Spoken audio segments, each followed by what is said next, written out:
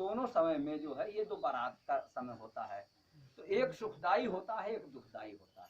जब शादी की बारात निकलती तो सुखदाई होता है, और जब अंतिम बारात निकलती तो दुखदाई होता है। जैसे जब बच्चा पैदा होता है तो सारे घर के लोग क्या करते हैं, खुश हो जाते हैं, चाहे लड़का हो चाहे लड़की हो। लेकिन जो पैदा होता है वो रोता है, वो रोता है, सारे लोग हंसते हैं। ऐसे ही जब कोई व्यक्ति मर जाता है तो वो मुस्कुराता है और उसके घर वाले रोते हैं। ये प्रकृति का नियम है, ये पूरी दुनिया के प्रकृति का नियम है।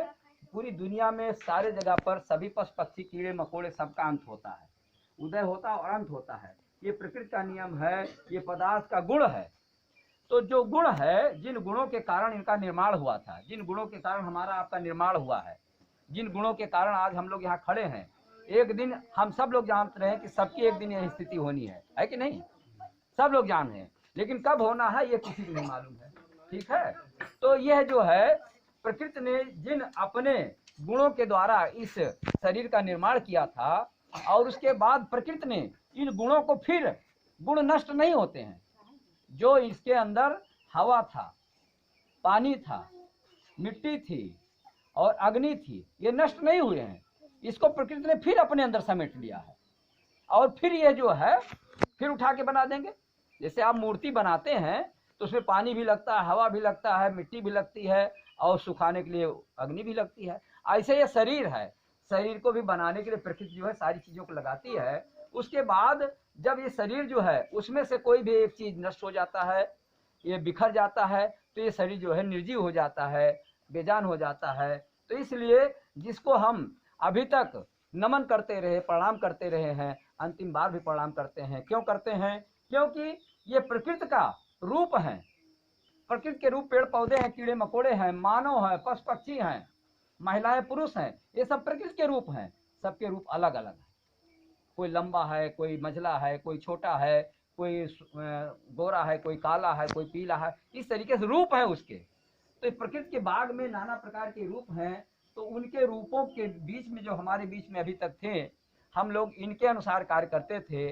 अब जो है इस घर का जो है इनके जगह पर कोई एक दूसरा व्यक्ति स्थान लेगा, और ये स्थान परिवर्तन प्रकृति का नियम है। स्थान परिवर्तन हुआ करता है, दूसरा कोई लेगा। तो इस तरीके से जो है, जो प्रकृति का रूप है, स्वरूप है, उनको हम लोग नमन करते हैं कि जिन्होंने अपने बुद्धि विवेक से, ज्ञान विज्ञान से, तथ्य और तर्क से इस परिवार को आज तक यहाँ तक पहुँचाने का काम किया है। हम उनके गुणों को नमन करते हैं, उनके विचारों को नमन करते हैं, उनके उस रास्ते को नमन करते हैं जिस रास्ते से चलकर। और नष्ट क्या हुआ है? जिस हवा में सांस लेती थी वो हवा वैसे ही है, वो हवा थोड़ा नष्ट हो गई है। जिस मिट्टी में रह रही थी वो मिट्टी वैसे ही है, जिस पानी को पी रही थी पानी वैसे है, जो सूर्य निकल रहा था सूर्य भी वैसे ही है। कोई चीज नष्ट थोड़ा हुआ है, इन्हीं के मिलने से हुआ था। नष्ट क्या हुआ? ये भौतिक शरीर, जो हमारा मोह माया, इसके प्रति लगाव रहता है, लालच रहता है, स्वार्थ रहता है, यह जो है हमारा स्वार्थ नष्ट हो गया, हमारा स्वार्थ बिगड़ गया है। तो इस नाते जो है हम जिनके माध्यम से इस शरीर को, इस परिवार को जो है एक रूप में, एक स्वरूप में ढाले थे, आज वो नहीं है, तो उनको अंतिम बार हम लोग नमन करते हैं। इसलिए कहा जाता है कि नमो तस् भगवतो रहतो सम्मा सम्बुद्धस्। जिस प्रकार से जो है सभी गुणों को, राग द्वेष मोह को, काम क्रोध मोह माया को, जब तक आदमी जीवित रहता है उसके पास ये रहते हैं। ये शत्रु कैसे हैं? राग द्वेष मोह माया काम क्रोध, ये सब व्यक्ति जब तक जीवित रहता है उसके शत्रु जीवित रहते हैं। और जब व्यक्ति जीवित नहीं रहता है ये सारे शत्रु समाप्त हो जाते हैं। तो जब व्यक्ति सारे शत्रुओं पर विजय प्राप्त कर लेता है तो उसको कहा जाता है इसका निर्वाण हो गया है। और जब विजेता हो जाता है तो विजय कोई प्राप्त करके जब हमारे बीच में होता है तो हम लोग क्या करते हैं? उसका स्वागत करते हैं, उसका नमन करते हैं। आज इन्होंने सारे शत्रुओं पर विजय प्राप्त कर लिया है। हम लोग उन सारे शत्रुओं से तब तक हारते रहेंगे जब तक जीवित हैं, तब तक लड़ते रहेंगे कि नहीं लड़ेंगे? तब तक लड़ते रहेंगे। काम क्रोध मोह माया, ये बहन है, ये बेटी है, वो भाई है, भतीजा है, ये सब राग मोह माया, इनके बंधनों में हम जब तक जीवित हैं तब तक संघर्ष करते रहेंगे। आज ये संघर्ष से विजय प्राप्त कर ली है, ये विजयी हो गई हैं, इसलिए हम सब लोग इनको नमन करते हैं। हम सब लोगों ने, महिलाएं माला पहनाती हैं, पुरुष जो है फूल चढ़ाते हैं, और मोमबत्ती अगरबत्ती जलाकर ये इनके स्वागत में हम लोग इनको नमन करते हैं। जिस बुद्धि और विवेक से, यानी जिस बुद्ध के मार्ग पर चलकर, बुद्धं शरणं गच्छामि, जिस बुद्ध की शरण में गई हैं, बुद्ध की शरण के नाते इनकी रक्षा हुई, परिवार की रक्षा हुई है, जिस धर्म के रास्ते पर गई हैं, प्रकृति के मार्ग पर गई हैं, सबको एक समान समझा इन्होंने, चाहे लड़की रहा हो चाहे लड़का रहा हो, और जिस संघ को, जिस परिवार को एक मुट्ठी में, एक धागे में बांधा के रखा, सारे रिश्तेदारों के धागे में बना के रखा है, जिस संघ का इन्होंने निर्माण किया है, उन सबको हम लोग उस शरण में जाते हैं, उसको नमन करते हैं। उसके बाद 5 शीलों का नमन करते हैं कि जो इनके जीवन में 5 शीलों का पालन था, कि इन्होंने अकारण किसी से झगड़ा नहीं किया। बौद्ध परिवार कौन होता है? जो अकारण किसी से झगड़ा न करे, जो चोरी न करे, जो व्यभिचार न करे, जो झूठ न बोले, चुगली न करे, जो मांस और मदिरा का प्रयोग न करे, जुआ न खेले, वो परिवार कौन होता है? बौद्ध परिवार होता है। तो ऐसे गुणों को धारण करने वाला जो है, ऐसे व्यक्ति को हम सब लोग नमन करते हैं। और इसीलिए हम लोगों ने कहा कि बुद्धम नमामि, यानी जो लोग ऐसी बुद्धि विवेक वाले हैं, हम सबको नमन करते हैं। और धम्मम नमामि, जो इस रास्ते पर चलने वाले हैं, उनको नमन करते हैं। संघम नमामि, जो इस संघ में जुड़े हुए लोग हैं, जो यहाँ हैं और जो कहीं बाहर हैं, अभी पहुँचेंगे, उन सबको हम नमन करते हैं। और नमन करने के बाद हमारा कल्याण कब होगा? जब हम इसको जान लेंगे, समझ लेंगे और ग्रहण कर लेंगे, तब हमारा कल्याण होगा। जैसे आपके हाथ में लड्डू दिया जाता है, तो लड्डू को पहले हम देखते हैं, फिर जानते समझते हैं कि कहीं उसमें मक्खी तो नहीं मरी है, कहीं उसमें मिट्टी तो नहीं लगी है। जान समझकर उसके बाद जब खाते हैं तब हमको मीठा लगता है ना? और जब खाते हैं तब हमको आनंद आता है। ऐसे ही जो है, किसी व्यवस्था को जानना, समझना और उसको ग्रहण करना, तब वो हमारे लिए लाभदायी होता है। ये चीजें हम लोगों ने प्रयोग किया है।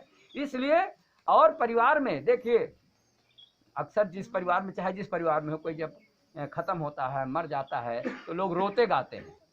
लेकिन कितने दिन रोते हैं हम सब लोग जानते हैं, है कि नहीं?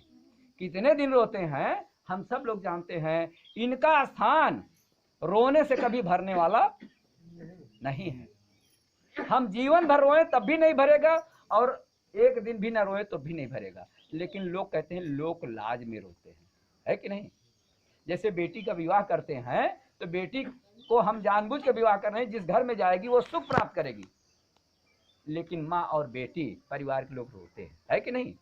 तो इनको सुख प्राप्त हुआ है और ये आपको दुख देकर नहीं जा रही हैं, तो फिर क्यों रो रहे हैं? ये कोई हमको दुख, कहीं हमको जो है मुकदमे में तो फंसा के जा नहीं रही हैं, कि क्या बताएं, मरने के बाद भी हमको जो है फांसी लगवा दिए हैं। तो हमें कोई दुख देकर नहीं जा रही हैं, जिंदगी में बनाया है। इसलिए हम, ये प्रकृति का नियम है, चाहे बूढ़ा हो, चाहे नौजवान, चाहे बच्चा हो, कोई नहीं जानता कौन सा व्यक्ति कब मर जाएगा। तो इसलिए ये प्रकृति के नियम को हमें स्वीकार करना चाहिए। और रोने से होता क्या है? रोने से होता है दुख, और दुख के साथ एक होता महादुख। आप जानते हैं, कभी कभी रोते रोते कोई बेहोश हो जाता है, किसी को ब्रेन हेमरेज हो जाता है, किसी को हार्ट अटैक हो जाता है। इसलिए रोने की विधा को जो है बचाना चाहिए।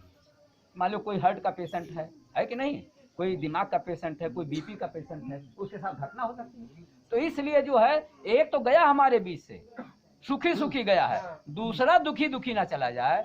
इसलिए हमें लोगों को ये मानना चाहिए कि प्रकृति का नियम है, और इस प्रकृति के नियम से हम सब बंधे हुए हैं। और इसलिए हम ऐसा कार्य नहीं करेंगे जिससे इस परिवार में और कोई दुख हो जाए और कोई संकट हो जाए। तो ये चीजें हैं जिसके लिए हम लोगों ने कार्य किया है। अब उसमें रखकर और अब हम लोग जो है वहाँ